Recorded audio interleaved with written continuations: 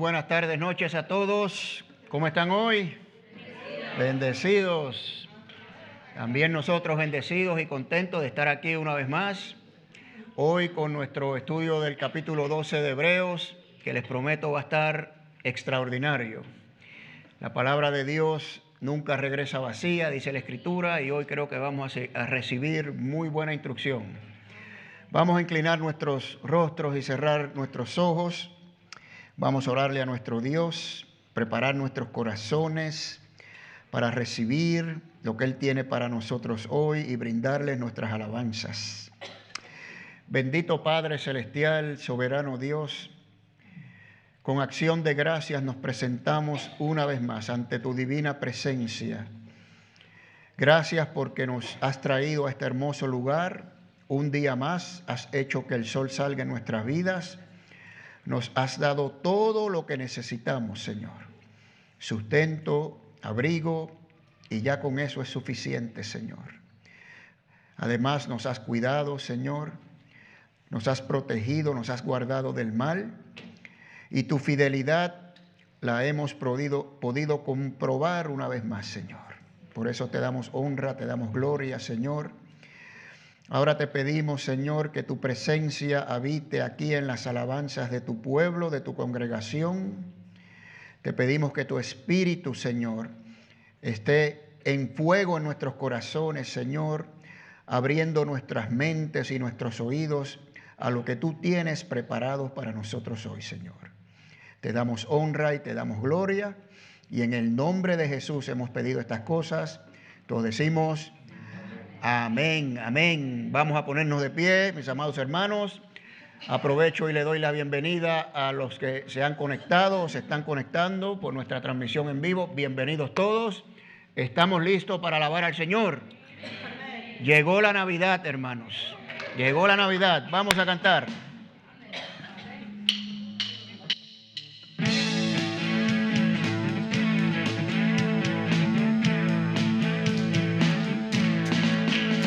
Ha llegado Navidad, ha llegado un año más. Celebremos a Jesús, es el camino y la verdad. Jesucristo es el motivo del amor y la amistad. Adoremos a Dios vivo, alabando en unidad. Ha nacido el Rey, nuestro Salvador. Alabémosle con el corazón. Ha nacido el Rey, nuestro Redentor. Jesucristo es la única razón. Ha nacido el Rey, nuestro Salvador. Alabémosle con el corazón. Ha nacido el Rey, nuestro Redentor. Jesucristo es la única razón. Jesucristo es el motivo del amor y la amistad. Adoremos a Dios vivo, alabando en unidad. Navidad llegó, nació una razón. Haz nacer a Cristo en tu corazón. Ha nacido el Rey, nuestro Salvador. Alabémosle con el corazón. Ha nacido el Rey, nuestro Redentor. Jesucristo es la única razón. Ha nacido el Rey, nuestro Salvador. Alabémosle con el corazón. Ha nacido el Rey, nuestro Redentor. Jesucristo es la única razón.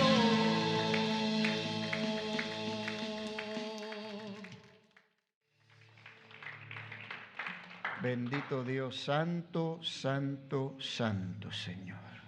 Completamente apartado del mal, perfecto en amor y en justicia eres tú, Señor. Y así queremos ser nosotros, Señor. Santifícanos en tu verdad, pues tu palabra es verdad, Señor. Gracias, Señor. Gracias por tu santidad. Gracias, Señor, por tu misericordia, tu fidelidad y tu amor, Señor. Prepara ahora nuestros corazones para recibir palabra de vida, Señor, y aplicarla, Señor, practicarla y entender tus propósitos y lo que tenemos que estar haciendo mientras corremos esta carrera de fe. A ti la honra y la gloria en el nombre poderoso de Cristo Jesús. Y todos decimos amén. Amén. Mis amados hermanos, pueden tomar asiento. Vamos a prepararnos aquí para la presentación. Puede saludar a su hermano o su hermana que está ahí al lado suyo. Dígale, Dios te bendiga. Bueno, pues vamos entonces a comenzar. Vamos a estar hoy en el libro de Hebreos, una vez más, capítulo 12. Este es el penúltimo capítulo que vamos a dar. ¿No se está dando la presentación aquí, Tony? Sí, está aquí. Ok, espérate. Perdonen, un momentito.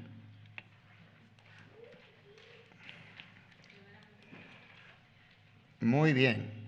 Ok, ahora sí. Bueno, si yo les pregunto, ¿cuál es el propósito de la epístola? ¿Cuál es el propósito de la epístola de Hebreos? ¿Quién me dice? A ver, levante una mano una persona. Jaime. Resistir a las tentaciones que hay para los cristianos. Perdón, dígalo otra vez. Resistir las tentaciones para los cristianos. Ok. Eso es parte de la situación, sí, pero hay otro propósito mayor. ¿Cómo qué? Dar a conocer a Cristo como superior a todo lo demás. Acuérdese, superior, el autor presenta a Cristo como superior a todo lo demás, ¿ok? A todo lo anterior del antiguo pacto, vimos una lista exhaustiva de todas estas cosas. Y sí, también tenemos una situación con la audiencia que es extremadamente importante entenderla. Hoy específicamente, bueno, es importante para todos los capítulos que hemos dado, pero hoy hay que prestar mucha atención porque vamos a aplicar la situación de la audiencia de Hebreos en todo el capítulo, ¿ok? Entonces, una vez más, persecución intensa, desánimo, preocupaciones, temor, confusión, tentados ¿a qué? A blasfemar, ¿verdad? A blasfemar en tribunal público. Recuerden, esto se hacía en un tribunal público donde había muchas personas, tenías que renunciar al cristianismo, escupir, ¿verdad? Al suelo, pisotear el nombre del Señor. Era una blasfemia terrible, mientras la gente se burlaba y después que lo hacías, te aplaudían y te recibían de nuevo los judíos en el judaísmo. Tenemos que ver este retrato. Entonces, hay muchos en estas congregaciones creyentes, son creyentes todos, ya lo vimos, ¿se acuerdan? Son creyentes que están siendo tentados a esto. Tenemos que tener eso en mente. Y el autor seguramente sabe que ya algunos lo han hecho, pero él no dirige la carta a los que lo han hecho, le dirige la carta a los que están siendo tentados a hacerlo, a los más débiles, ¿ok? Específicamente a ellos, como vamos a ver hoy. Bueno, la vez pasada terminamos con los héroes de la fe y es necesario dar un pequeño repaso de esto porque, como hemos notado en la carta de Hebreos, todo sigue una hilación. Es el mismo contexto, no podemos separar. Eso es una cosa que vamos a ver hoy también muy claramente. Estos héroes de la fe participaron de la obra de Dios, como vimos. Fueron usados algunos de ellos para liberar al pueblo y liderar, ¿verdad?, a otros, ¿no? Ser líderes para conducir a otros por los caminos de Dios. Se dedicaron al servicio y al ministerio. Eso es lo que vemos en los héroes de la fe, ¿verdad? Y así es que nosotros utilizamos nuestra fe, dedicándonos a servir a Dios, a la obra del ministerio, como dice Efesios 4, ¿verdad? Para equipar a los santos para la obra del ministerio, ¿no? Entonces, la persona de fe, nosotros los de fe, eso es lo que tenemos que hacer con nuestra fe. servir y ser parte de la obra de Dios. Amén. La fe no es una fuerza, dijimos, para obtener nuestros caprichos. Eso ya lo hemos dado muchas veces, ¿verdad? La gente la utiliza la fe para obtener lo que ellos quieren, no lo que Dios quiere que nosotros hagamos con nuestra fe, ¿no? Todos estos héroes de la fe sufrieron, muchos como mártires. Todos los profetas fueron muertos, apedreados o muertos en manera martirizados, ¿no? No hay ni un héroe de la fe que haya vivido una vida de comodidad, sin sacrificios y aflicciones. Yo quiero que entendamos todos eso, porque yo veo a personas, no aquí, ¿verdad?, pero otras iglesias que sobreenfatizan mucho el hecho de que Dios me tiene que bendecir a mí. ¿Por qué Dios no me bendice si yo le estoy sirviendo, ¿verdad? Pero son cosas que quieren para ellos, son caprichos, ¿verdad? Y cuando usted va a la Escritura, no ve ninguno que ha sido bendecido en la manera que ellos quieren ser bendecidos. Es decir, bendiciones que materiales, están buscando cosas materiales. Pero la bendición de Dios no es material, es espiritual. Otra cosa que vamos a ver hoy, ¿no? Si tienes sustento y abrigo, dice la Escritura, conténtate con eso, esté contento, eso es suficiente. Y el Señor dice que Él va a proveer lo que necesitamos nosotros, ¿ok? Ahora, los versículos 39 y 40 son importantes porque le da el trasfondo a lo que vamos a ver en el capítulo 12. Son los últimos dos versículos del capítulo 11.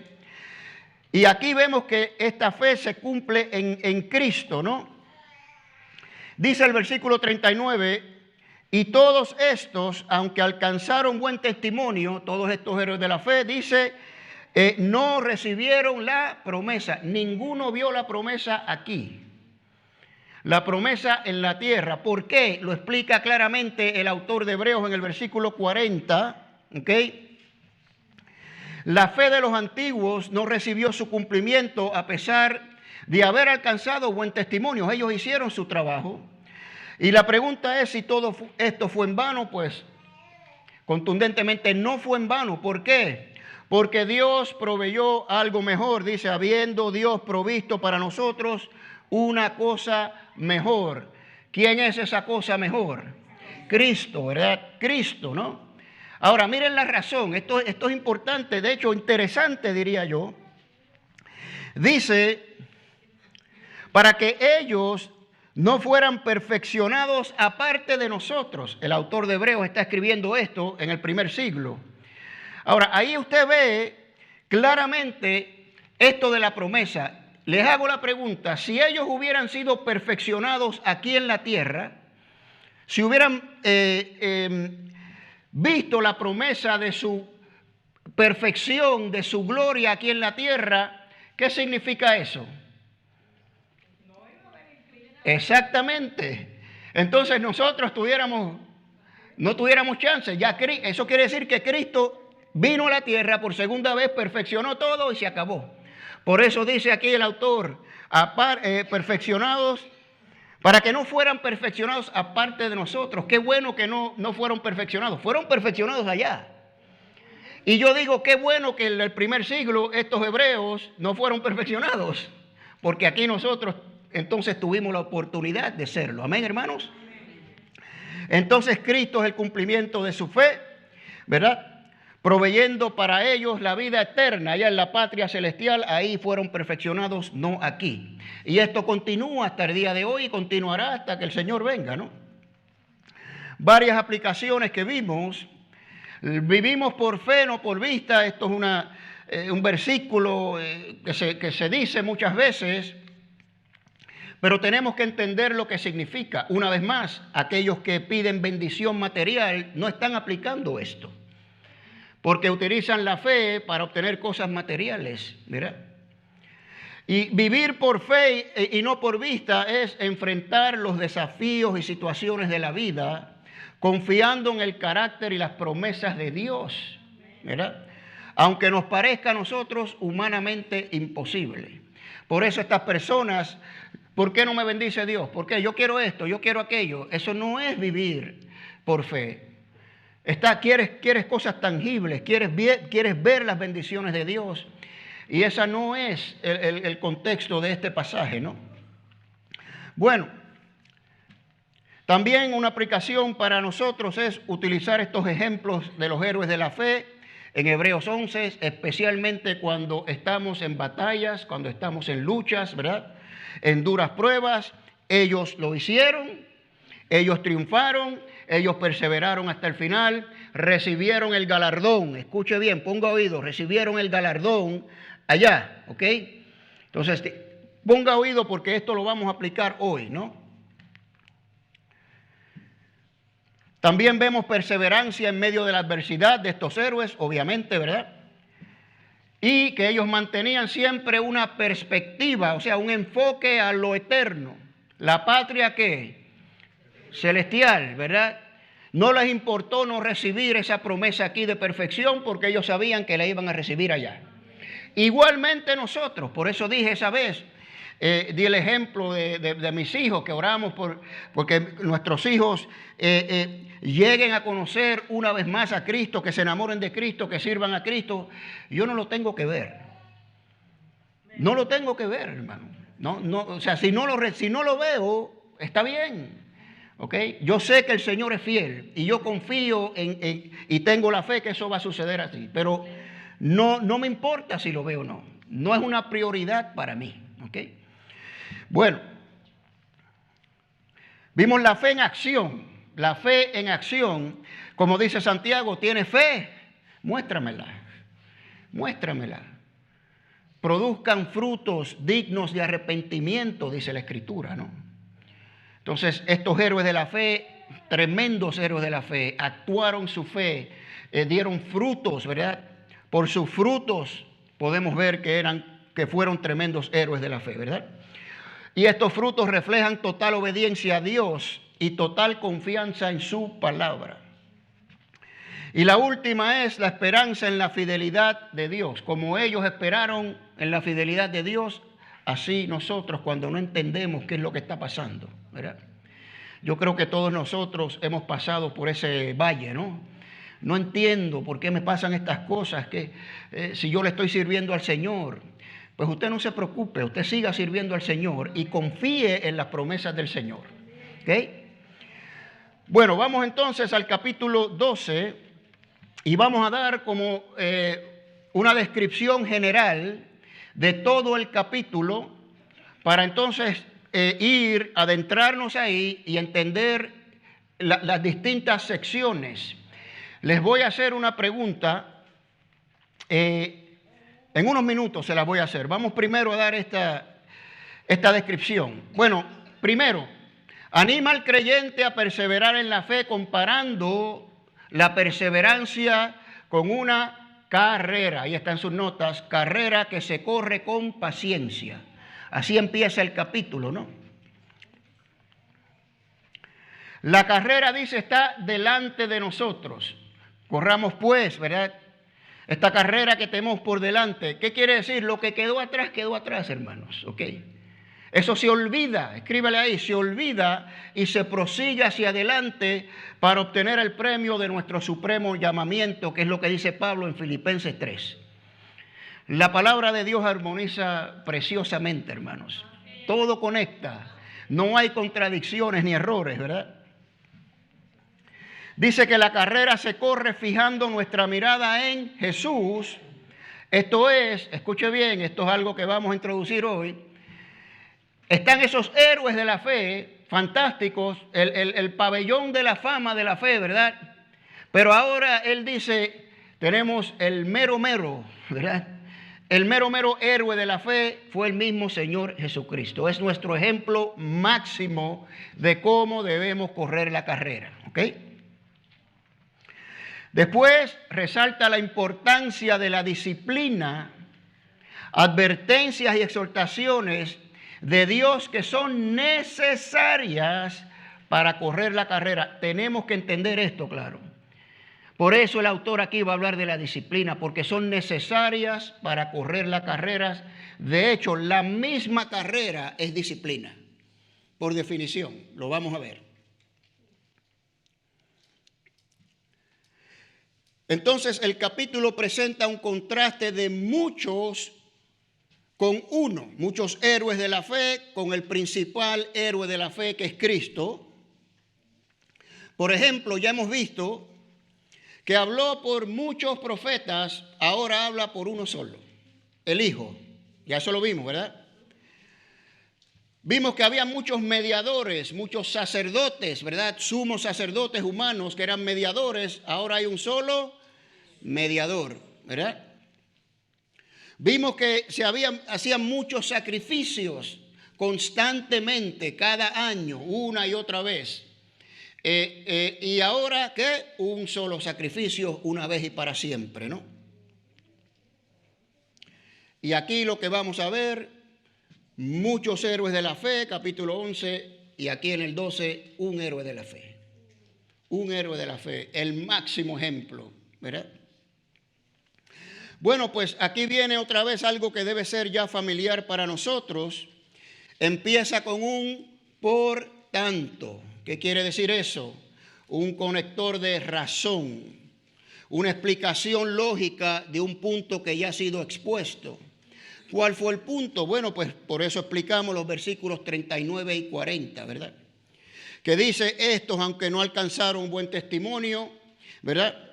Aunque alcanzaron buen testimonio, no recibieron la promesa porque Dios proveyó algo mejor para que ellos no fuesen perfeccionados antes de nosotros. Por tanto, como todavía el Señor no ha venido, ¿ok? Entonces va a explicar aquí lo que tenemos que hacer. Dice, también nosotros, por tanto, que tenemos esa gran nube de testigos ahí, como ejemplo, ¿verdad? Y se refiere a los héroes de la fe. No me diga que la nube de testigos son aquellas personas que nos están mirando de los cielos, ¿ok? No es lo que está diciendo aquí el autor, ¿ok? Está refiriéndose claramente a lo anterior, por tanto, ¿verdad? Conector lógico. Aunque alcanzaron buen testimonio, ninguno recibió la promesa porque Dios proveyó algo mejor para ellos, como dijimos, para que no fueran perfeccionados aparte de nosotros, ¿verdad? Por tanto, vamos entonces siguiendo estos testigos y dice lo primero, desprendiéndonos de todo peso. Antes de describir lo que tenemos que hacer o cómo tenemos que usar estos héroes de la fe como ejemplo, desprendiéndonos de todo peso. Bueno, ¿qué peso? La carrera que él nos va a describir aquí, obviamente, de manera lógica, entendemos que no se puede correr cargando peso, ¿verdad? No se puede correr una carrera si cargamos mucho peso. Por eso él dice, despréndanse de todo peso para correr esta carrera. ¿El peso de qué? El peso de la ansiedad, el peso del temor, el peso de las preocupaciones. Ahí en la audiencia de Hebreos, todo esto los agobiaba a ellos. El peso de la persecución. Y no nos agobia a nosotros también. No cargamos nosotros con este peso. Pues el creyente no debe cargar con este peso si va a correr la carrera de fe con paciencia, hermanos. Así que hay que desecharlo, ¿verdad? Lo desprendemos de nosotros. ¿Qué más? Y otra cosa, del peso y del pecado que nos asedia. Ojo, un pecado, del pecado, no de los pecados. Toda la carta de Hebreos se refiere a un pecado. ¿A qué pecado? ¿A qué pecado se refiere la carta de Hebreos?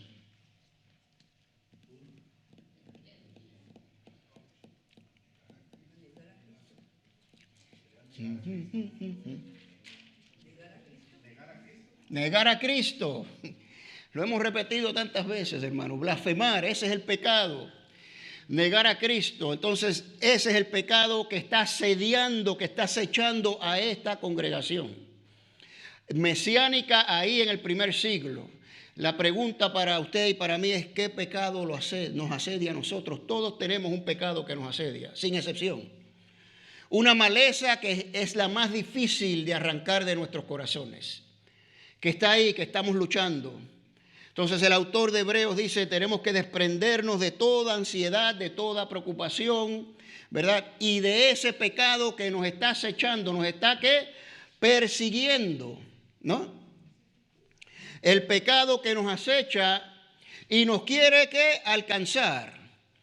¿Qué pasó ahí en Génesis 4? ¿Alguien se acuerda? Génesis 4. Caín, exactamente. El señor Caín viene así cabizbajo y triste. Caín, ¿qué te pasa? Si hicieras lo bueno, yo te recibo, Caín. Pero el pecado está a la puerta. Te está acechando, Caín, el pecado, y tú puedes controlarlo. Obviamente no lo controló, lo alcanzó el pecado a Caín. Y ese es el contexto aquí, hermanos. No dejemos que estas cosas, sabemos que tenemos esta maleza, no sé lo que es, puede ser una adicción, puede ser lo que sea. No dejemos que nos alcance, hermanos. Por eso hay que correr la carrera con paciencia y con fe. Amén, hermanos. Ok. Bueno, ¿qué pecado acechaba la audiencia de Hebreos? Pues ya lo sabemos, la tentación a blasfemar, pero con la intención de salvar su vida, ¿verdad? De salirse de esta intensa persecución. Mire, habían personas presas, habían matado ya algunos, le quitaban sus propiedades. Entonces ellos estaban en esta tremenda tentación, le decían, si te vienes para acá, para el judaísmo, no vas a pasar por estas cosas. Y ese es el pecado que está persiguiéndolos constantemente. Y el autor le dice, desechen eso, olvídense de eso, no vale la pena. Entonces la idea central en este versículo es que nos desprendamos de estas cosas para correr la carrera de fe con paciencia y con eficiencia, ¿no? Bueno, y esta carrera se corre poniendo nuestros ojos en Jesús. La carrera se corre en línea, no estamos yendo para los lados, ¿no? Es línea recta fijando nuestros ojos en Jesucristo, ¿no? Nos enfocamos en la meta y no en otras cosas, ¿ok? Nos enfocamos en la meta. Él es la meta, como vamos a ver. La meta es Jesús, es llegar a donde está Jesús. ¿Dónde está el Señor, hermanos? ¿Sentado en dónde? Muy bien, pues para allá vamos nosotros. Estamos corriendo para allá, ¿no? Entonces, ¿para qué? Para recibir el premio de nuestro supremo llamamiento, como ya hemos visto en Filipenses 3. Y vamos a ver el ejemplo de Jesús, ¿verdad? Por medio del sufrimiento, Él llegó a la meta. Y nosotros debemos seguir sus pisadas, dice la Escritura. Así se corre la carrera, siguiendo las pisadas de Jesús, ¿no? Ahí está en 1 de Pedro 2. Entonces describe a Jesús ahora como este único héroe de la fe, superior a todos los héroes de la fe, ¿verdad? El mejor que corrió la carrera, como el autor y consumador de nuestra fe. Bueno, ¿qué quiere decir esto? Autor, Jesús es el objeto de nuestra fe. Es el objeto de nuestra fe. Fe es confianza. Fe no es obra, fe es una simple confianza. Y nosotros ponemos nuestra confianza en Cristo, ¿ok? Entonces, autor es que Él es el objeto y el que hizo la obra. Él es el autor, el que hizo la obra para que la fe fuera posible, ¿no? Y consumador tiene un contexto de completar. Consumado es, dijo en la cruz. Ya está, se acabó. Así que Él es el que inicia la obra y termina la obra, ¿verdad? Y dice ahí en Filipenses 1:6, aquel, ¿verdad?, que comenzó la obra en nosotros, la va a terminar, ¿no es así? Pues es el autor, comenzó, y el consumador la va a terminar. ¿Amén? Muy bien. Ahora, mire lo que describe aquí. Por el gozo puesto delante de él, ¿verdad? Él corrió esta carrera, llegó a la meta, regresó al Padre, está sentado a la derecha del Padre, ¿verdad? Por el gozo puesto delante de él. ¿El gozo de qué? Número 1, el gozo de vernos con él en la eternidad como sus hermanos. Ahí en Romanos 8:29 transformados más y más a la imagen del Hijo, para que Él sea el primogénito, el primero de muchos hermanos. Y Él, con ese gozo, voy a tener muchos hermanos en la eternidad conmigo, que los amo. Y yo quiero verlos conmigo, así que yo voy a correr, yo me voy a la cruz. Y no me importa, me voy a la cruz. ¿Y qué otro gozo? El gozo de hacer la voluntad del Padre, como vimos en Juan 15, ¿no? El Señor le está diciendo a sus discípulos ahí, permanezcan en mí, ¿verdad? Para que permanezcan en mi amor, como yo he permanecido en mi Padre, porque he obedecido la voluntad del Padre, he hecho todo lo que el Padre me ha dicho. Y les he dicho esto a ustedes para que completar su gozo, porque este es mi gozo, hacer la voluntad del Padre, y nosotros también nos gozamos haciendo la voluntad del Señor. Amén.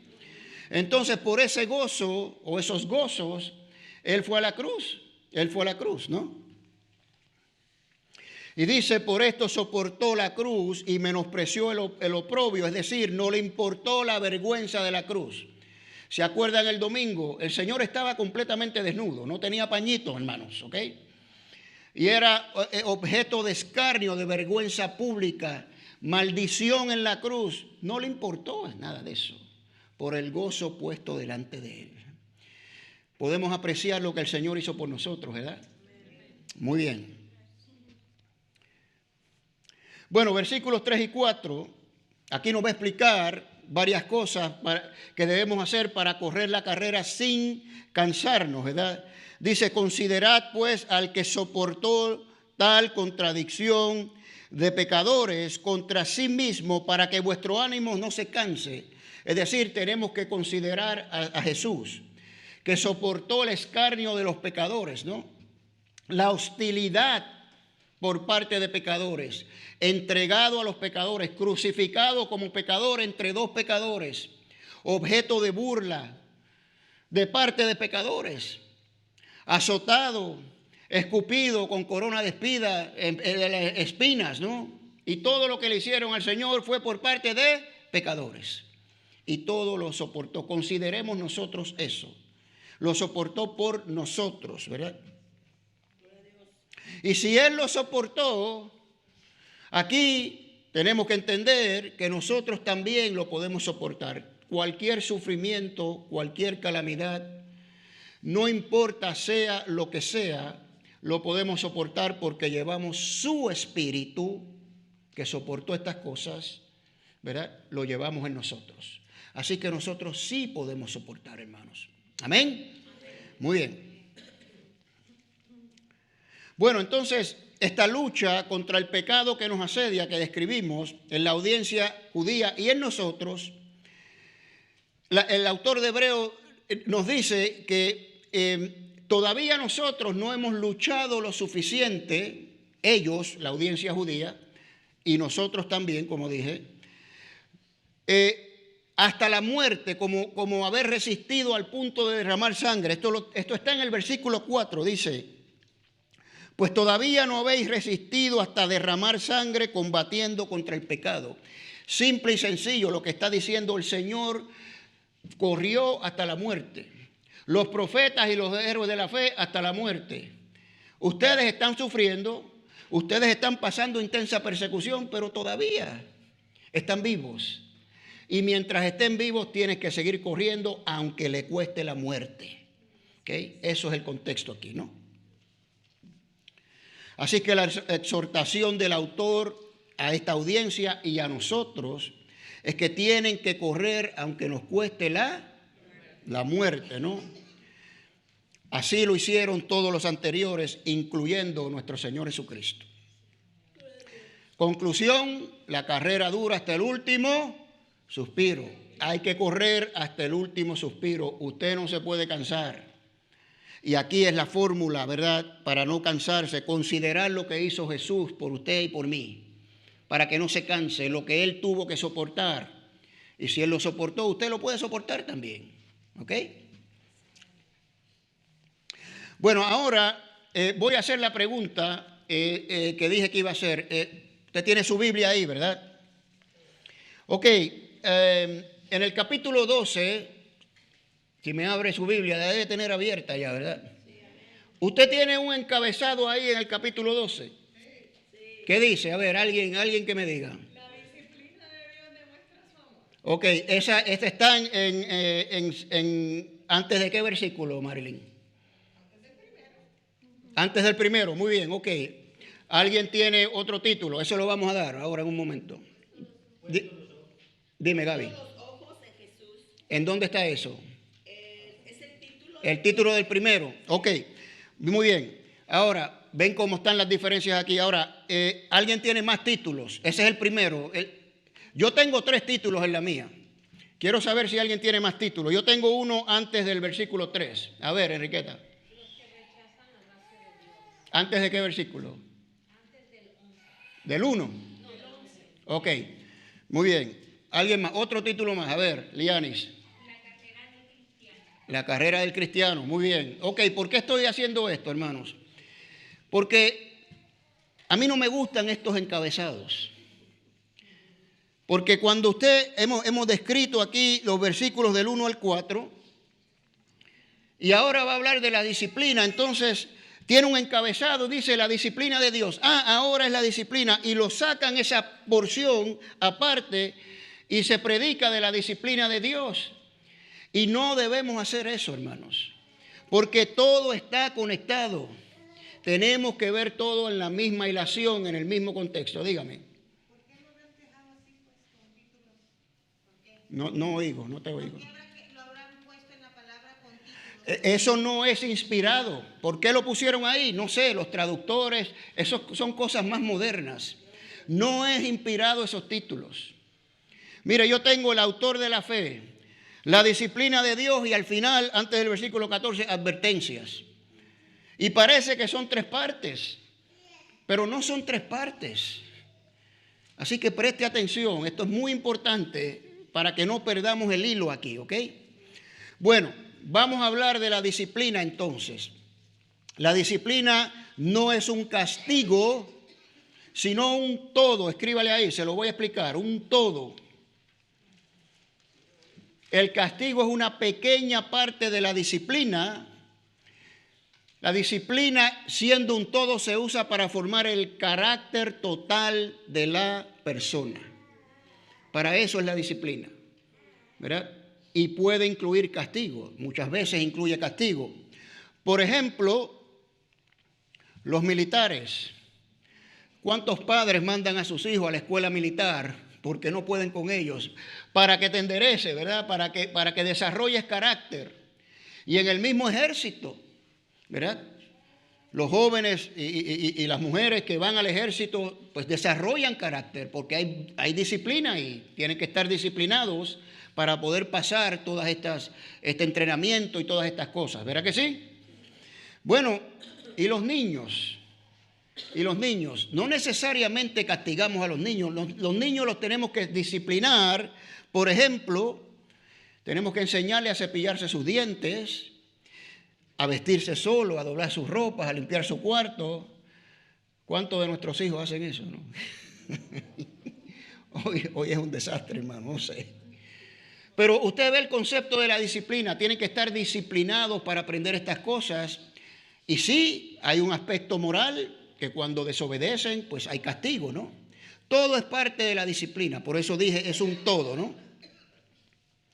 Y en general, la disciplina por naturaleza no es agradable. Ahí está su niño con la cajita del diablo ahí, ¿verdad? Mira, vete a cepillarte los dientes. Vete a cepillarte los dientes. No les gusta, ¿verdad? A nadie le gusta la disciplina, a nadie. Aunque no sea castigo. Porque preferimos hacer lo que nosotros queremos hacer, ¿verdad? ¿Ok? Bueno, lo otro que vamos a decir aquí, 2 cosas. La primera es que Romanos 8:11 nos dice que la esperanza del creyente está basada en que si el Espíritu Santo resucitó a Cristo de los muertos y ahora mora en nosotros, Él también nos resucitará. Esa es, escríbela ahí, la meta, ¿ok? Esa es la meta, ¿ok? Esto tiene un trasfondo, o este es el trasfondo, ¿ok? Para llegar a esa meta, Dios nos disciplina. Aquí está el contexto. Dios nos disciplina, forma nuestro carácter mientras vamos corriendo la carrera. Vamos entendiendo, ¿verdad? ¿Sí? Ok. El sufrimiento es parte de la disciplina, nos dice Primera de Pedro, capítulo 3. ¿Para qué? Para pulirnos. Nuestra fe tiene que ser probada como el oro, con fuego como se prueba el oro, con pruebas, para pulirnos, ¿ok? ¿Para qué? Para que sea hallada mucho más preciosa que el oro. Dice en alabanza, en honra y gloria. Esto lo vamos a explicar. Todo esto tiene que ver con la disciplina, ¿ok? Bueno, entonces los versículos del 5 al 13, la disciplina de Dios, la formación del carácter del creyente por parte de Dios mientras estamos corriendo la carrera, ¿ok? Bueno, pues la persecución de esta audiencia de Hebreos es parte de esa disciplina. Eso es lo que quiero que entendamos. Dios los está disciplinando, los está puliendo, los está permitiendo que pasen por estas cosas para pulirlos, para probar su fe. Es parte de esa disciplina. No dice la Escritura exactamente eso en otros lados. Y para nosotros es igual. Igual. Las pruebas, los sufrimientos, lo que sea, ¿verdad? Es para probar nuestra fe y para disciplinarnos y pulir nuestro carácter, ¿ok? Las pruebas producen paciencia, la paciencia produce carácter, el carácter produce esperanza que no avergüenza. Amén. Bueno, ok. Es Dios formando el carácter de estos creyentes para los que perseveren, es decir, los que no blasfemen, ¿verdad? Sean hallados, esto es importante, en alabanza, honra y gloria, como lo dice Pedro, ¿ok? Solo los que perseveren, solo los que pasen la prueba, ¿ok? Van a ser hallados en alabanza, honra y gloria, y vamos a explicar lo que es esto más adelante. El objetivo, mis amados, es llegar lo más puro posible ante la presencia de Dios. Que cuando terminemos la carrera y el Señor nos llame, estemos lo más pulido, lo más puro posible. Ahora, les voy a explicar esto. Esa pureza no es que usted va a estar limpiecito, sin ni un golpecito, ¿verdad? A mí nada me pasó, llegué limpiecito, puro, Señor. No, no es así, hermanos. No es así. ¿Cómo se ve la pureza? Escuche bien. Llevando las marcas de Cristo en nuestros cuerpos. Ahí nos presentamos ante el Señor todos agolpeados, con moretones, cansados, desgastados, pero victoriosos. Amén, hermanos. Así se ve la pureza, ¿verdad? Llevamos las marcas de Cristo. Entonces los versículos del 5 al 8 nos van a hablar de la disciplina como prueba del amor de Dios. ¿Ok? Ahora, el amor es el amor filial, como vamos a ver, el amor filial que es de padre a hijo, el amor de familia, el amor de hermanos, ¿no? No es el amor ágape. Bueno, el versículo 5 conecta, ¿verdad? Con el y. Todo esto conecta, ¿ok? No me lo saque, ¿verdad? Como un tema aparte, ¿ok? La disciplina está enlazada con el tema de la carrera. La misma carrera es parte de la disciplina, eso lo quiero llevar. Bueno, entonces la disciplina como prueba del amor filial, fileo en griego, el amor de familia, el amor padres, hijos, hermanos, como expliqué. Entonces dice el autor, no menospreciéis la disciplina del Señor, y explica por qué. Porque es prueba, escríbale ahí por favor, de su amor por ti y por mí. Ahora, estos pasajes, el 5 y 6, son citas bíblicas. Job 5, 17 y Proverbios 3, 11 y 12, ahí usted lo puede leer, ¿verdad? Son citas bíblicas que dice, hijo mío, no tengas en poco la disciplina del Señor, ni desmayes cuando seas reprendido por Él, porque el Señor al que ama disciplina y azota a todo el que tiene por hijo. ¿Okay? Entonces, no menosprecien, ustedes están siendo disciplinados, no menosprecien la disciplina. ¿Se entiende, verdad? Ok. Y los versículos 7 y 8 nos dan la razón por la cual él cita estas escrituras de Job y de Proverbios, ¿verdad? Y la razón es esta: no menosprecien la disciplina de Dios. Le cita la escritura porque Dios los está tratando como a hijos y no que bastardos.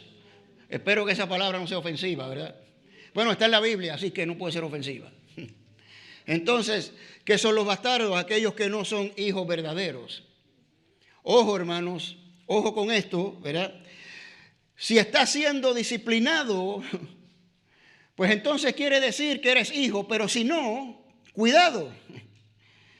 Si tú dices que eres creyente y todo te va bien y nada te redarguye tu corazón y no tienes malezas, inquietudes, nada te incomoda y hasta haces cosas que hace el mundo y te sientes cómodo, yo te digo, cuidado, cuidado. Si no recibes la disciplina del Señor, lo único que puedo decir es que hay un alto grado de probabilidad que no eres hijo de Dios, ¿ok? Así que eso es lo que está pasando en esta audiencia y lo que pasa con nosotros también, ¿no? Mire, escuche bien, todo verdadero hijo pasa por disciplina. Versículo 8. Pero si quedáis sin disciplina, de la cual todos han llegado a ser partícipes, es sí y sí. No hay escapatoria de la disciplina de Dios, ¿ok? No hay escapatoria. La nube de testigos fueron disciplinados como prueba de su fe y ahora ellos también están siendo disciplinados por la misma razón. ¿Okay? Usted ve cómo todo está conectado, ¿verdad? Ok. Ahora, ¿qué pasa cuando no pasan la prueba? Esto fue parte de la confusión que hubo cuando estudiamos el capítulo 10, que se los debemos una aclaración, se las voy a dar quizás la próxima vez o al final cuando tengamos tiempo, se los prometo, no los voy a dejar así, ¿verdad? Pero una persona que está tentado a blasfemar, ¿verdad? Y lo cumple, va y blasfema, la persona está siendo disciplinada y dice, no aguanto esta disciplina, no la aguanto. Y va al tribunal público y le escupe en la cara al Señor Jesucristo y ya tiene paz. ¿Qué pasa con esa persona? Y la pregunta fue, y no se arrepiente, porque si se arrepiente el Señor lo recibe. Bueno, pues si no se arrepiente el Señor lo azota no para condenación, sino para que participen de su santidad, es lo que viene ahora. ¿Okay? No es que pierden la salvación, y ahí yo creo que fue que vino la confusión, ¿verdad? Y lo vamos a ver claramente aquí una vez más en los próximos versículos, donde el autor compara la disciplina de Dios con la disciplina de los padres terrenales, ¿ok?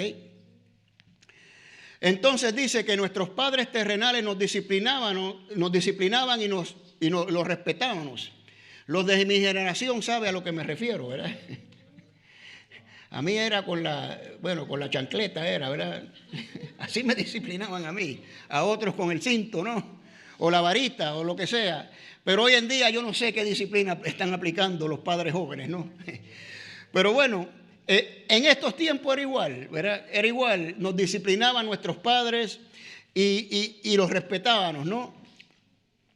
Con más razón nos debemos someter a la disciplina de Dios porque nos sometimos a la disciplina de nuestros padres y mire, estamos bien. Y resultó para bien. Y de momento en una edad X abrimos los ojos, ay, mi mamá y mi papá tenían razón. No debía haber hecho esto, aquello, ¿verdad? Y honramos a nuestros padres, ¿no es así? Bueno, pues cuánto más no debemos honrar la disciplina del Señor, ese es el punto, ¿no? Ahora, ¿por qué? ¿Por qué? La razón le explica aquí también. En el versículo 10 nos dice, ellos, los padres terrenales, aplicaban la disciplina según les parecía y por pocos días. Lo vamos a explicar. Aquí está la explicación. Los padres terrenales no pueden estar todo el tiempo con sus hijos, ¿verdad que no? Seamos honestos, ¿cuántas veces usted se salió con la suya? ¿Cuántas veces, hermanos? Yo me salí con la mía muchas veces. Así es. Por eso dice, la disciplina es poca. De tanto que hicimos, nos salimos con la nuestra, ¿verdad? Más veces de lo que deberíamos hacerlo, ¿no? Los padres están muy ocupados con muchos quehaceres, no pueden estar todo el tiempo con sus hijos. Por eso la disciplina es poca y por eso nos salimos con la nuestra, ¿verdad? Y los hijos se salen con la suya. Y solamente disciplinan según les parece a ellos, según su estándar, ¿verdad?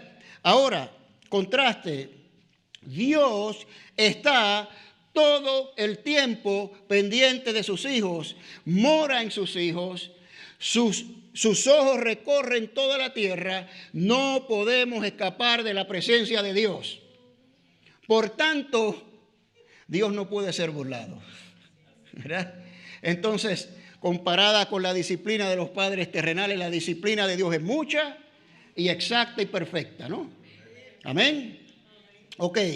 ¿Y qué está haciendo? Nos está moldeando, escríbale ahí, constantemente, porque está constantemente con nosotros. Te estás desviando un poquito, no, échate para acá. Inmediatamente, ¿verdad? Dios no va a perder el tiempo, ¿verdad?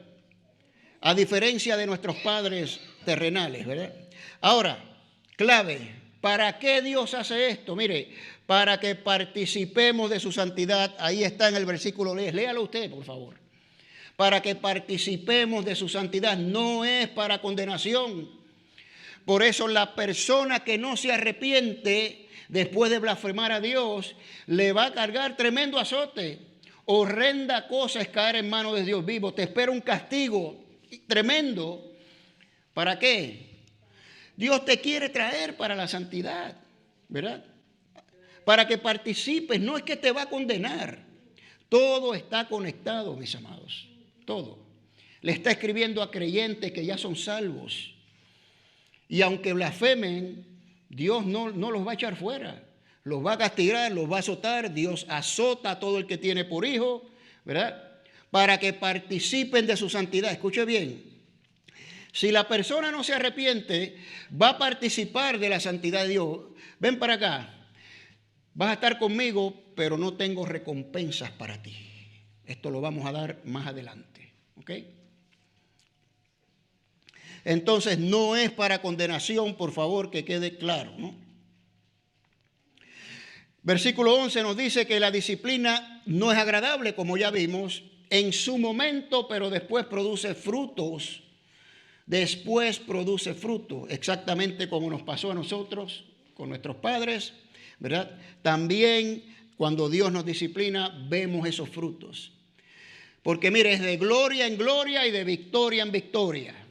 Y entre medio de esas cosas, disciplina, ¿verdad? Y después vemos la gloria, vemos la victoria y nos gozamos, amén. Lo que estas personas estaban pasando no era motivo de gozo, obviamente, y el autor le dice que ese gozo viene después. ¿Cuál es el gozo? La gloria venidera. Por eso los comparó contra los héroes anteriores que no vieron ese gozo aquí, sino lo vieron allá, porque allá estaban apuntando su fe, ¿verdad? Ese es el gozo. Los frutos vienen después. Aquí sufres, allá es gozo, ¿ok? Y ese es el contexto aquí. En su momento, en lo terrenal, no es agradable para nosotros, pero vamos a entrar en la gloria del Señor y ahí sí que nos vamos a gozar. Amén.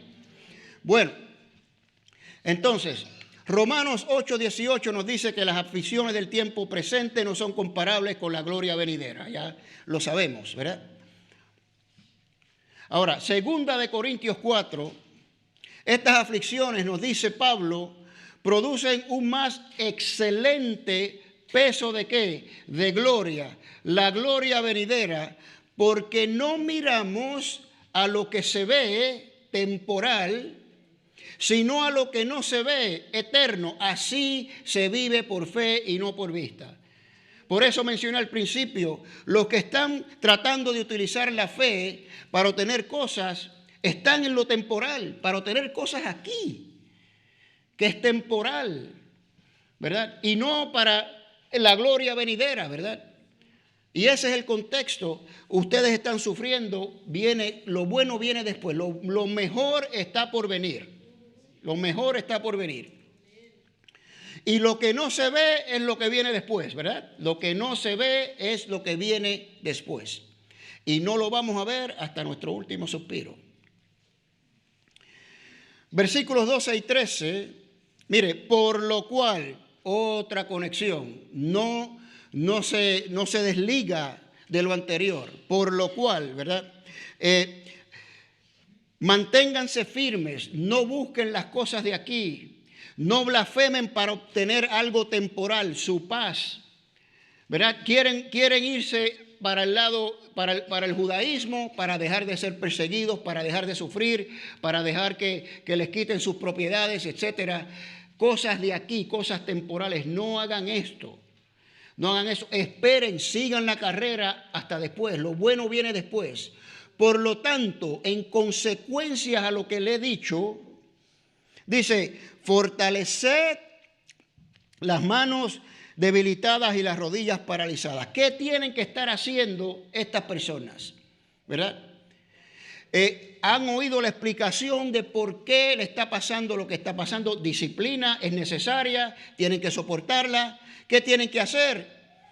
Bueno, ya vimos en el capítulo 10 que el autor le había dicho que hay que estimularse al amor y a las buenas obras y no dejar de congregarse. Ya eso lo vimos, ¿verdad?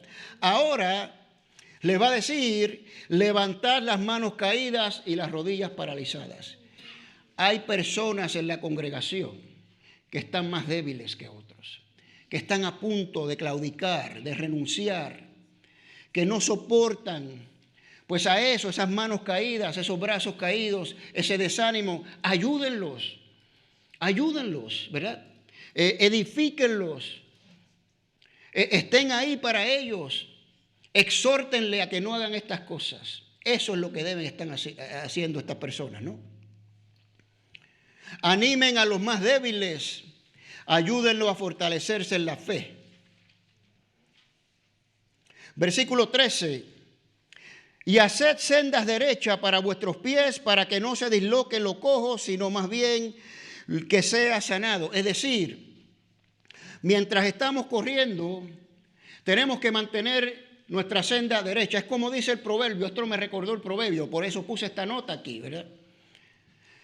Vamos a reconocer y apreciar la disciplina de Dios y no apoyarnos en nuestro propio entendimiento, sino confiar en Dios para que nuestra senda esté derechita. ¿No es así? No dice eso en proverbios, ¿ok? Y por ahí corren todos, por esa senda corre, ¿verdad? Y ahí en esa senda nosotros, los que estamos más animados, los que entendemos estas cosas, podemos ayudar a los que tropiezan, a los que se caen, para que vengan con nosotros y no se desvíen de ahí. Eso es lo que tienen que estar haciendo en esta congregación de judíos perseguidos. Y eso es lo que nosotros tenemos que estar haciendo en la congregación de la iglesia, hermanos. Cuando usted ve a un hermano, una hermana caída, desanimada o desanimado, con problemas, pues ayúdelo. No se quede ahí, ¿verdad? Si usted sabe de alguien, de algo, llámele, déle la llamadita, visítelo, ¿verdad? Exhórtele, ore por esa persona. Eso es lo que tenemos que estar haciendo. Porque no todo el mundo sufre al mismo tiempo, ¿verdad? Unos se están gozando porque el Señor le ha dado victoria y otros están sufriendo. Pues si usted, el Señor, le dio victoria, vaya a los que están sufriendo y ayúdenlo, ¿ok? Entonces el contexto es perseverancia, seguir la carrera, ayuda mutua, edificación y en unidad, palabra importante, es la manera en que todos deben correr la carrera. Y aquí está hablando de un grupo de corredores, ¿verdad? Está aludiendo a la congregación completa, ¿no? Y te tiene que correr en unidad, ayudándonos los unos a los otros. Ahora, vamos a hacer una pausita aquí para ver lo que hemos visto, la estructura de este capítulo, una vez más para mostrarle que no se desconecta nada de aquí, ¿verdad? Todo es la misma hilación. Número 1, les dice, consideren a los antiguos que ya corrieron y alcanzaron lo celestial, los héroes de la fe. Mírenlos a ellos, ¿no? Después, consideren a Cristo como el supremo ejemplo de cómo se corre. El mero es Cristo, ¿verdad? El máximo ejemplo. Consideren entonces el trato de Dios como Padre de ustedes para que entiendan lo que le está pasando. Entiendan que es parte de su caminar, pero que Dios los va a ayudar, ¿verdad? Aunque los tenga que azotar. ¿Okay? Hasta ahora todo esto lo hemos visto. Ahora, en los versículos 14 al 17, viene la relación con los demás hermanos que están corriendo con ellos, ¿no? Ahora les voy a preguntar, porque aquí yo tengo un subtítulo, dice advertencias, como si eso estuviera desconectado. Son advertencias, son exhortaciones, pero todo está conectado. ¿Usted cree que sin santidad nadie verá a Dios? ¿Quién cree que sin santidad nadie verá a Dios? A ver. ¿Nadie? ¿Tú crees que sin santidad nadie verá a Dios? Ok, ¿qué significa eso? ¿Qué tú entiendes por eso? Santidad es estar apartados del mundo y someternos a Dios, estando en la voluntad de Dios. Ok, muy bien. ¿Alguien más? Estar apartado del mundo, someternos a la voluntad de Dios. Dime, Mirna. ¿Andar en obediencia? No. Vivir en obediencia. Vivir en obediencia, muy bien. Ok. ¿Alguien más? Pues yo tengo una duda. Bueno, Ajá. es con respecto, pero en un versículo que no me acuerdo dice que cuando Él venga todo el mundo lo verá. Ajá. Entonces no sé si ahí puede... Todo ojo lo verá, toda rodilla se doblará, toda lengua confesará. Ok. ¿Alguien más? Ok. Bueno, ¿por qué hago esta pregunta? Por ahí es la interpretación más popular de esto y aplican este pasaje y no es incorrecto decir que sin santidad nadie verá a Dios. ¿Por qué? ¿Cómo se describe a los creyentes en la Escritura? ¿Qué se le llaman? Los santos, por ahí lo oí, los santos. Bueno, pues obviamente para usted ser santo tiene que ser creyente y si no es creyente no va a ver a Dios. Ok, está bien, pero no es lo que está diciendo el autor aquí. A eso voy, hermanos, y este es el problema de muchas personas y que toman este versículo y dicen, no, ahí dice que sin santidad nadie verá a Dios. Que de un punto de vista literal, ¿no? Pues claro, porque si los santos son los creyentes y si eres creyente vas a ver a Dios. No es lo que el autor está diciendo aquí, aunque es una verdad, me explico, es una verdad, se lo admito, pero no es lo que el autor está diciendo aquí, ¿ok? Todo está conectado a la carrera, todo está conectado a la disciplina, todo está conectado a lo que el autor quiere que su audiencia sepa, ¿no? Bueno, ¿qué dice? Dice, seguid la paz con todos y la santidad sin la cual nadie verá a Dios. Seguir la paz, coma, y la santidad, coma, sin la cual nadie verá a Dios. Así que el contexto aquí es que hay que seguir la paz. Está hablando ahora de la relación con los demás hermanos y cómo se debe correr la carrera. ¿Okay? Acuérdense de eso bien, ¿ok? El énfasis aquí no es algo doctrinal, por eso hice la pregunta, aunque es doctrinal, es una verdad doctrinal, sin santidad nadie verá a Dios, pero no es lo que el autor quiere decir, ¿verdad? El énfasis es que guarden la paz, escríbale ahí, con todos para que juntos puedan correr y edificar a los más débiles. De eso es lo que ha venido hablando el autor. ¿Okay? Seguid la paz con todos, anímense. Al que está caído, versículo 13 o versículo 12, fortalecer las manos debilitadas. Mantengan su senda derecha para que los que vienen más débiles no tropiecen, ¿verdad? Entonces es un contexto corporativo, ¿verdad? El grupo de creyentes corriendo juntos la carrera en paz, teniendo paz y santidad. viviendo en obediencia, sí, claro, ¿verdad?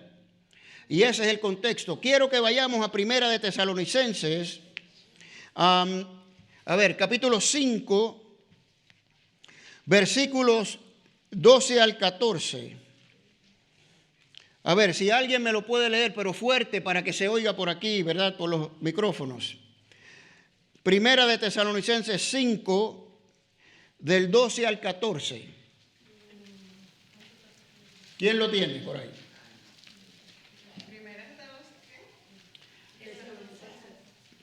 Primera de Tesalonicenses 5, del 12 al 14. A ver, Marilyn. Ok, del 12. Amados hermanos, honren a sus líderes en la obra del Señor. Ellos trabajan arduamente entre ustedes y les dan orientación espiritual. Ok, para ahí un momento. Obedezcan a sus pastores, es lo que está diciendo Pablo aquí. Obedezcan a sus líderes que los amonestan. Ok, continúa.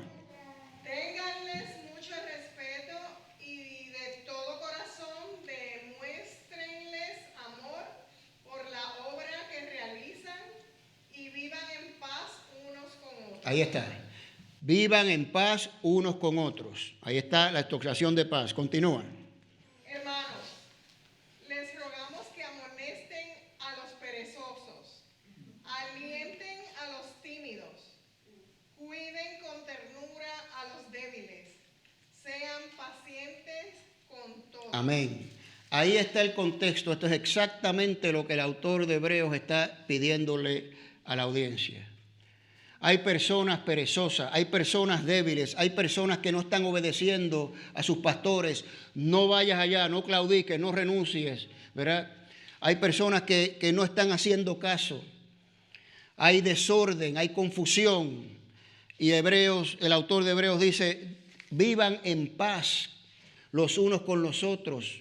Obedezcan a sus pastores, obedezcan las instrucciones. Ayúdense mutuamente. Paz y santidad, a eso es lo que se refiere. ¿Ok? Ok, ahora,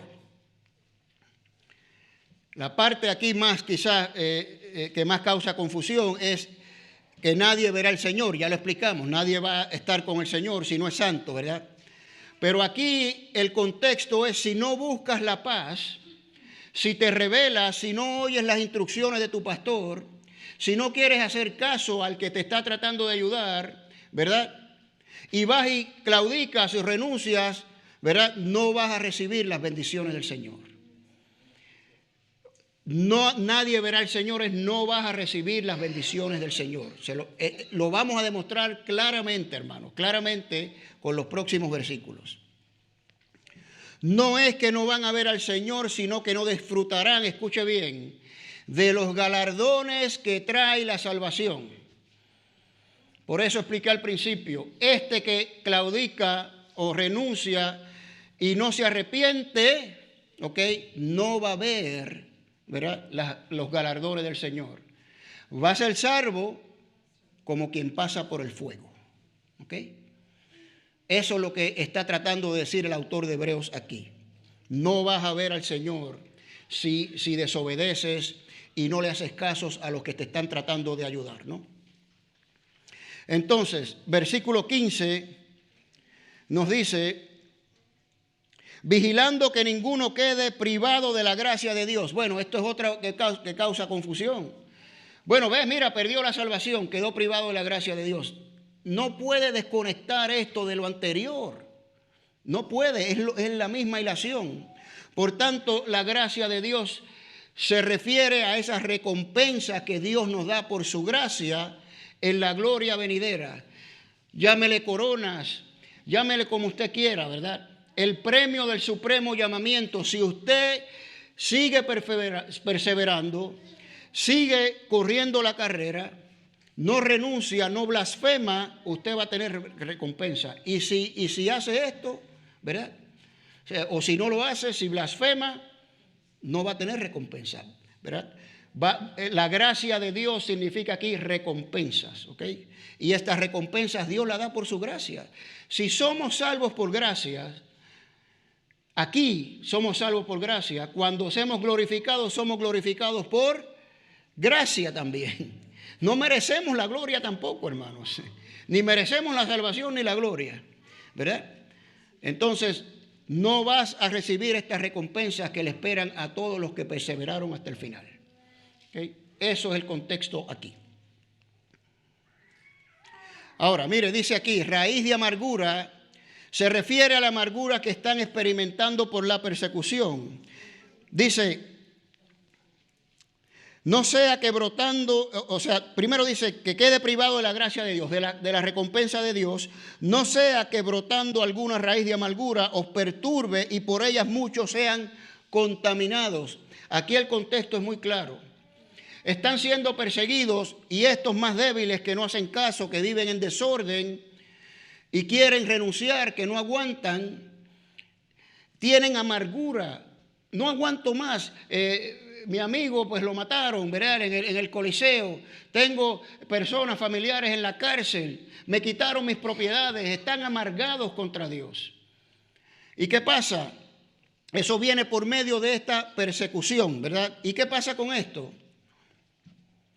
Por este sufrimiento, esa raíz de amargura, si sale, si brota, ¿verdad? Y vas y renuncias y blasfemas a Cristo, vas a contaminar a otros. Otros van a ir detrás de ti, hermanos. Eso es lo que está diciendo aquí. Y mire, así mismo como el gozo se pega, también el desánimo, las tristezas, las quejas y el lamento se pegan.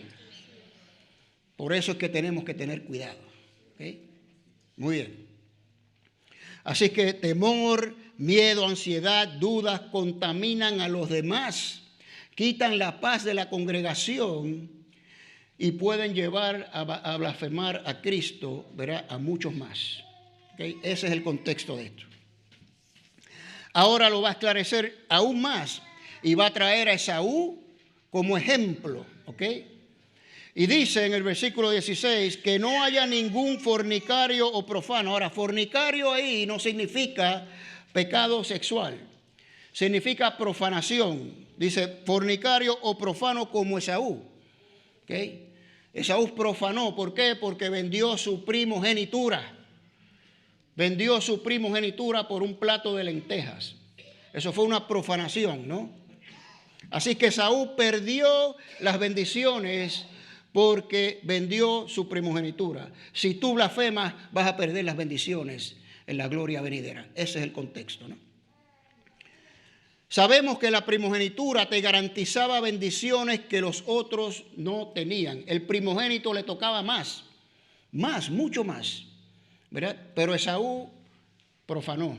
No me importa, tengo tanta hambre, dame ese plato de lentejas. ¿Qué me importa a mí la progenitura? ¿Qué hizo Esaú?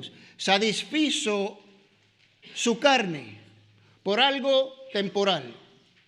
Escuche bien, eso fue lo que hizo Esaú. No esperó, ¿verdad? No tuvo paciencia. ¿Ok? ¿Cómo aplica esto a la audiencia de Hebreos?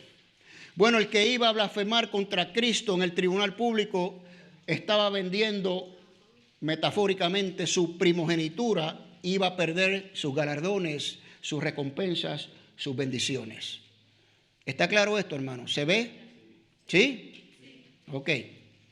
Ahora, mire lo que le pasó a Esaú, versículo 17. Después Esaú deseó la bendición. En Génesis, Padre, bendíceme. No, hijo, ya es muy tarde. Ya no te puedo bendecir. Ya lo que hice. A veces puede perder la salvación. No alude a eso, hermanos. No es que se puede perder la salvación. Esaú se arrepintió, pero ella era muy tarde. Entonces usted va a llegar allí, bueno, no usted, la persona que blasfema, ¿verdad? Va a llegar allí, Señor, ¿dónde están mis recompensas? Lo siento, hijo, no tengo ninguna para ti. Pero Señor, es que yo tuve que blasfemar porque mi familia, lo siento. Sí puedes pasar, pero no tengo nada para ti. Y por más que te arrepientas al frente de Cristo por lo que hiciste, no te va a tocar nada. Eso fue lo que le pasó a Esaú. Y ese es el ejemplo y el retrato que el autor nos demuestra aquí. ¿Okay? Entonces no se refiere a la pérdida de salvación, porque siempre hay oportunidad para arrepentimiento. Mire, lo dice aquí, versículo 17. Porque sabéis que aun cuando después deseaba heredar la bendición, Esaú, fue rechazado porque no halló lugar de arrepentimiento. No se pudo arrepentir, pero sabemos, si ese que blasfema se arrepiente, el Señor lo recibe. ¿Verdad que sí? Pues entonces esto no tiene que ver nada con eso, ¿verdad? Es arrepentimiento de lo que hiciste, ¿verdad? No puedes. Horrenda cosa. Por eso, si vas y blasfemas, ya no quedan más sacrificios. Ya no queda más sacrificio, le dijo en el capítulo 10, sino una horrenda expectación de juicio. ¿Ok? Bueno, si no valoran lo que tienen en Cristo, tanto ellos como nosotros, no vamos a disfrutar de las recompensas que Él tiene para sus hijos. Bájamelo un poquito ahí, Toño, por favor. Ahí está en 1 Corintios 3. Ahí está el famoso pasaje que nuestras obras van a ser ahí mostradas ante el Señor. Y si son de hojarascas, serás salvo como quien pasa por el fuego. No recibirás nada, ¿verdad? Si blasfemas como como hizo Esaú, por algo temporal, el plato de lentejas, y estas personas lo hacían ¿por qué? Por tener paz, para que no los persiguieran, para que los dejaran tranquilos. Y eso es temporal, ¿verdad? Así que si haces eso, renunciarás a los galardones eternos por buscar paz temporal en la tierra, renunciarás a tus bendiciones eternas. ¿Ok? Y versículos 18 al 24, de nuevo, se conecta todo aquí, hermanos. Ahora va a ser un contraste entre lo viejo y lo nuevo. Dice el versículo 18, mire, ¿por qué? Conecta con lo anterior. ¿Okay? Si haces lo que hizo Esaú, no vas a recibir nada, recompensa, y no te puedes arrepentir. ¿Por qué? Porque no nos habéis acercados a un monte palpable que ardía en fuego y a oscuridad y tinieblas y al torbellino. ¿Qué quiere decir esto? Lo viejo, lo que sucedió en Sinaí. ¿Ok? Y está en Éxodo 19, capítulos 19 y 20. Ahí está la voz del Señor, truenos, relámpagos, rayos, centellas, ¿verdad? Y el pueblo muerto de miedo, hasta Moisés tuvo miedo, dice ahí, ¿verdad? No queremos oír la voz de Dios, terrible, ¿verdad? Eso es lo que está diciendo aquí el autor. Es decir, el antiguo pacto, le puse ahí terrorífico, pero escríbele ahí la palabra que usted quiera, ¿no? La letra mata, dice 2 de Corintios. ¿Ok? La letra mata, ¿no?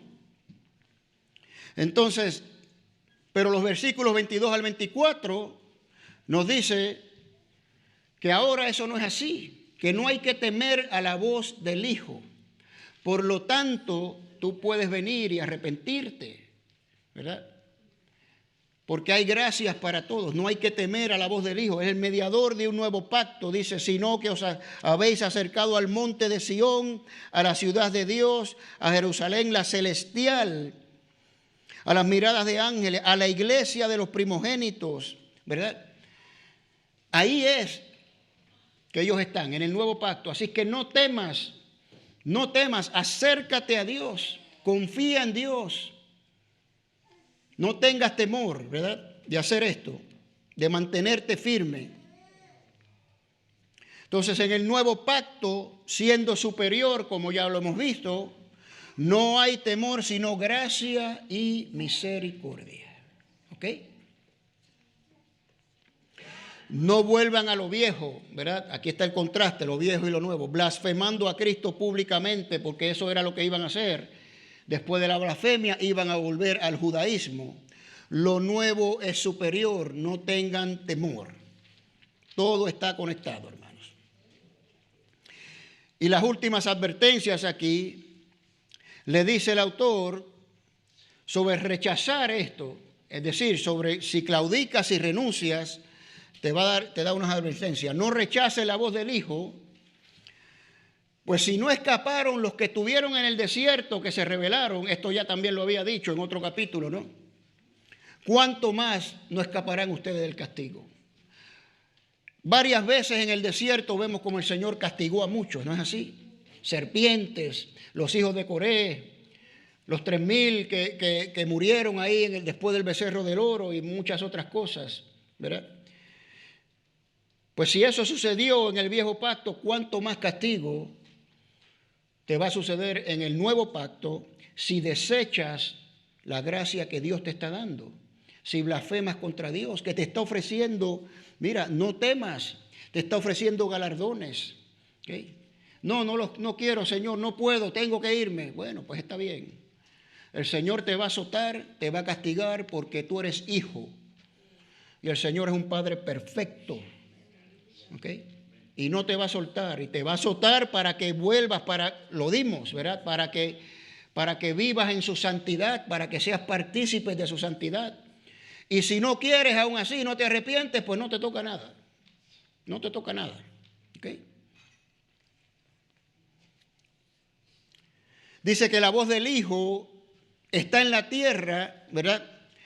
Y entonces aquí al final hace una advertencia y dice que esta voz sacudió la tierra en ese tiempo, ¿verdad? Está hablando de la primera destrucción de la tierra. Dice, pero ahora prometido diciendo, escuche bien, una vez más, yo conmoveré no solo la tierra, sino también el cielo. ¿Qué está diciendo ahí? Van a ser destruidos lo temporal. ¿Por qué buscas paz? ¿Por qué buscas comodidad? ¿Por qué buscas cosas temporales si no sirven para nada? Va a ser destruido. Nuevos cielos y nueva tierra. Eso es lo que está diciendo aquí, ¿verdad? No vendas tu primogenitura por algo temporal que a final de cuentas va a ser destruido, ¿no? No te hagas tesoros en la tierra, sino en el cielo, porque los que son en el cielo son los que perduran. Escríbale ahí en su nota, por favor. Y concluye el autor, incluyéndose a sí mismo, en los últimos 2 versículos, ¿verdad? Dice, por lo cual recibiendo un reino inconmovible, mantengamos, ahí está, se incluye a sí mismo, ¿verdad? Mantengamos la gracia mediante la cual sirvamos a Dios de manera aceptable, con reverencia y con temor. Es decir, como es todo esto va a pasar y no vale la pena tener cosas temporales y vamos a recibir un reino eterno, seamos agradecidos por esto. Seamos agradecidos porque vamos a recibir un reino eterno con galardones. No busquemos las cosas temporales aquí. ¿Okay? Por tanto, mientras estemos aquí, sirvamos a Dios con temor, porque Él es el juez, Él es el que va a destruir. Sírvele con reverencia y con temor, aunque te cueste la muerte. Aunque te cueste la muerte. ¿Okay? Todo esto va a pasar. Él va a destruir todas estas cosas. Sírvele, teme. Y ese es de temor a Dios que va a evitar que tú vayas a blasfemar. Eso debe ser el caso, ¿no? Ese debe ser el caso. Dígame. Pregunta. Dígame. No debe ser aunque les cueste la vida. Sí. Bueno, la vida está bien, lo puedes poner así, aunque les cueste la vida. Sí. Bueno, aunque tengan que morir, ¿verdad? Sí, aunque les cueste la vida, creo que es más correcto, tienes razón. Sí. Sí, correcto. Bueno, pero se entendió, ¿verdad? Lo que quise decir. Ok, muy bien. Ok. Entonces termina con un famoso pasaje, porque nuestro Dios es fuego consumidor. Teme a Dios, Él es el juez, Él va a destruir. ¿Okay? Teme, porque si tú blasfemas y no te arrepientes, horrenda cosa es caer en manos de un Dios vivo, ¿no? Todo lo terrenal será consumido. ¿Okay? Todo, absolutamente todo. Amén, mis hermanos. Bueno, tengo una más aquí para compartir. Vamos a resumir el capítulo rápidamente. Comienza con una comparación de la vida del creyente, ¿verdad? Con una carrera. Exhorta a la audiencia a seguir el ejemplo de los que corrieron, a pesar de que no recibieron la promesa. Ya eso lo vimos, se mantuvieron firmes porque esperaban lo celestial. Después le dice, bueno, también tenemos al mejor corredor, a Jesús. Sigan su ejemplo. Por el gozo puesto delante de él fue a la cruz. Ustedes, por el gozo de recibir la gloria de venidera, sigan, carguen su cruz y síganlo, ¿no? Y después nos explica que toda esta carrera, todo este asunto, tiene que haber disciplina, ¿verdad? Y Dios aplica su disciplina a todos los corredores para que puedan llegar a la meta, ¿ok? Y la disciplina es una expresión del amor de Dios y de cuidado de los hijos de Dios, como vimos. Entonces, el autor después exhorta a los corredores que corran en unidad, ayudándose mutuamente, no desordenadamente, en santidad, en paz, ¿ok? Y así se corre juntos, en equipo, ¿no? La carrera se corre en unidad, por medio del vínculo de la paz, que también lo tenemos en las Escrituras, y santidad, ¿ok? Y después les recuerda una vez más que lo mejor, lo nuevo es mejor que lo viejo, por lo tanto manténganse firmes. Es mucho mejor, un mejor pacto, mejores promesas, y todo es mejor que el viejo pacto, ¿verdad? No vuelvan al viejo pacto, ¿verdad? Y finalmente cierra con una advertencia solemne que todo esto terrenal, si está buscando la comodidad aquí en la tierra, pues no te va a servir para nada, porque esto es temporal, ¿no? Amén, hermanos. Vamos a orar, mis hermanos. Los hermanos de la alabanza pueden subir, por favor.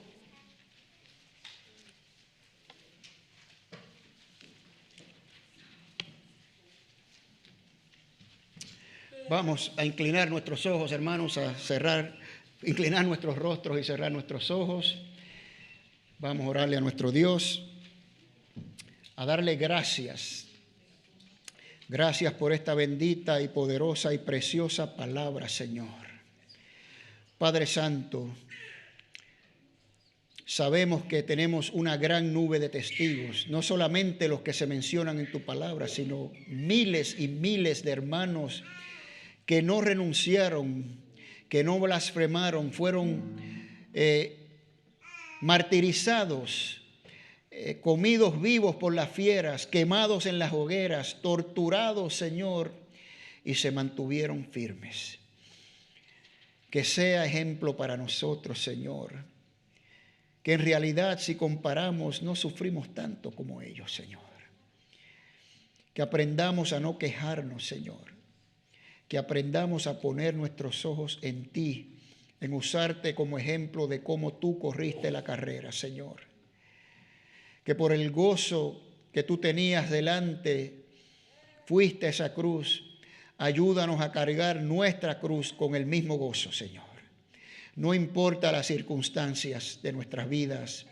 No importa, Señor, lo que nos sobrevenga. Sabemos que tú eres fiel, que eres justo, que eres bueno, que nos cuidas, que nos proteges, que nos disciplinas y nos azotas para pulirnos y llegar puros y limpios ante tu presencia, para oír esas hermosas palabras: buen siervo y fiel. Sobre poco has sido fiel, sobre mucho te pondré. Entra en el gozo de tu Señor. Eso es lo que queremos oír. Por eso corremos la carrera con fe, con paciencia, despojándonos de todo peso y de esos pecados que nos asedian, Señor. Ayúdanos, porque aparte de ti no podemos correr, Señor. Ayúdanos a correr, impúlsanos, bendícenos, Señor. Acompáñanos tú, corre tú a nuestro lado, Señor. Gracias, Señor. Gracias, Señor Jesucristo. Te lo pedimos, Señor, con fe y con esperanza, en el nombre poderoso de nuestro Señor Jesucristo. Y todos decimos amén, mis amados. Vamos a ponernos de pie y vamos a seguir con la música navideña. Amén, hermanos.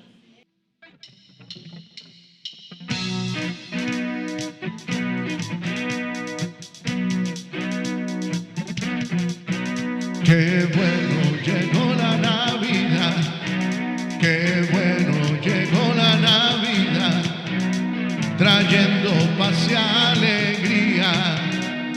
Cristo es la Navidad y el que tiene a Cristo tiene alegría. Cristo es la Navidad y el que tiene a Cristo tiene alegría. Navidad, qué felicidad. Navidad, qué felicidad. Navidad, qué felicidad. Navidad, qué felicidad. Oh hermano, vamos a cantarle. Qué bonito es cantar al Señor esta Navidad. Oh hermano, vamos a cantarle. Qué bonito es cantar al Señor esta Navidad. Navidad, qué felicidad. Navidad, qué felicidad. Navidad, qué felicidad. Navidad, qué felicidad. Ese rey que nació en Belén es el rey que yo le sirvo. Ese rey que nació en Belén es el rey que yo le sirvo. Y si tú le quieres servir, únete a cantar conmigo. Y si tú le quieres servir, únete a cantar conmigo. Navidad, qué felicidad. Navidad, qué felicidad. Navidad, qué felicidad. Navidad, qué felicidad.